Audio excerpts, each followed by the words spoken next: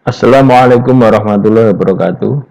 Selanjutnya di video ini kita akan bahas materi tentang macam-macam putusan. Dari kapan putusan itu dibacakan, ya, ada yang namanya putusan sela dan ada yang namanya putusan akhir. Putusan sela itu diucapkan sebelum putusan akhir. Misalkan apa? Putusan tentang provisionil. Ya, ada tuntutan provisi atau gugatan provisi.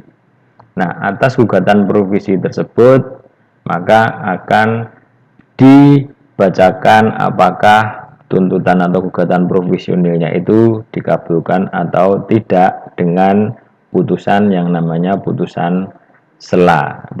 Putusan provisionil kan belum mengenai pokok perkaranya, maka dikatakan sebagai putusan sela. Sementara untuk putusan akhir, ya, putusan yang diucapkan atau dijatuhkan untuk mengakhiri suatu perkara tertentu. Sementara dari sisi sifatnya itu ada 3 macam putusan, ada deklaratur, konstitutif, dan kondemnatur. Putusan deklaratur itu putusan yang menyatakan atau menerangkan keadaan atau status hukum. Ya. Misalkan pernyataan adanya hubungan suami istri dalam perkara perceraian yang perkawinannya tidak tercatat pada pegawai pencatat nikah.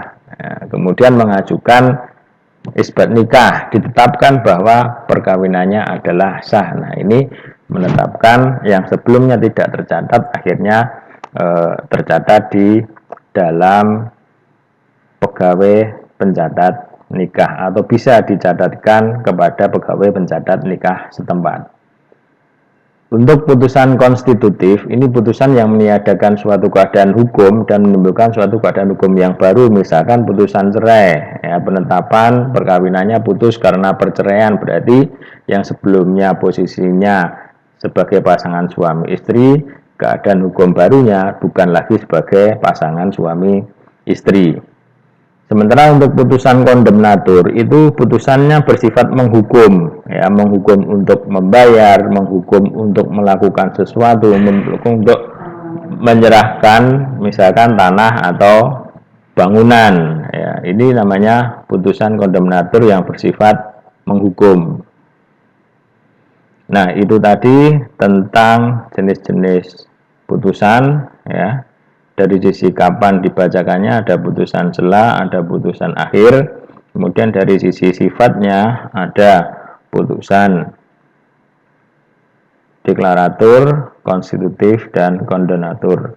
Demikian, terima kasih. Wassalamualaikum warahmatullahi wabarakatuh.